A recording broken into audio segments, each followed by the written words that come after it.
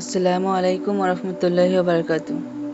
আশা করি আপনারা সবাই ভালো আছেন এবং আমাদের ইসলামিক চ্যানেলটি ইসলামিক নলেজ উইথ ইনার এই চ্যানেলটিকে প্লিজ আপনারা সাবস্ক্রাইব করে দেবেন এবং পাশে থাকা বেল আইকনটিকে প্রেস করে দেবেন এবং বেশি বেশি করে শেয়ার করবেন এবং এমন ধরনের ভিডিও কী ধরনের ভিডিও আপনারা পেতে চান সব কিছু কমেন্ট বক্সে বলে দেবেন।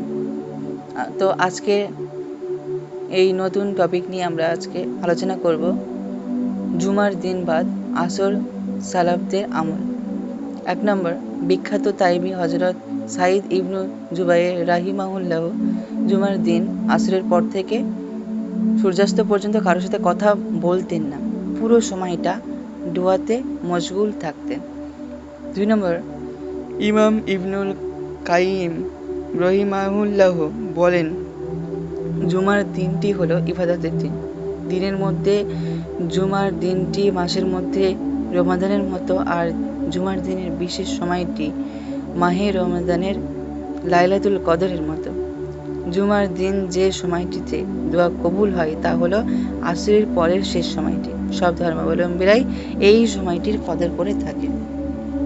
3 নম্বর, ইমাম ইবনুল আসাকি রহিমাহুল্লাহ তার বিখ্যাত তারিখে দিমাশক গ্রন্থে উল্লেখ করেছেন, একবার সালত ইবনু বুস্তাম রহিমাহুল্লাহ দৃষ্টিশক্তি হারিয়ে ফেলেন। তখন তার বন্ধু বান্ধবরা তার জন্য জুমার দিন আসরের পর দোয়া করতে থাকেন। মাগরিবের পূর্বে তার একটি হাঁচি আসে এবং তার দৃষ্টিশক্তি ফিরে আসে।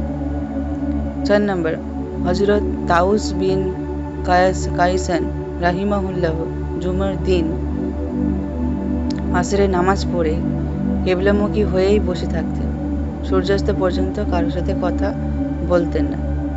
5 নম্বর, মুফাজ্জাল বিন ফাজালা রাহিমাহুল্লাহ জুমার দিন আসরের নামাজ পড়ে মসজিদের এক কোনায় একাকী বসে যেতেন এবং সূর্যাস্ত পর্যন্ত একটানা দোয়া করতে থাকতেন। 6 নম্বর, সালাফদের মধ্যে কোনো এক বুজুর্গ বলেছেন, আমি জুমার দিন আসর ও মাগরিবের মাঝামাঝি সময়ে যে কোনো দোয়াই করেছি, আল্লাহ আমার সেই দোয়াই কবুল করেছেন। একটা পর্যায়ে আমার কাছে কিছুটা লজ্জাও লাগত। 7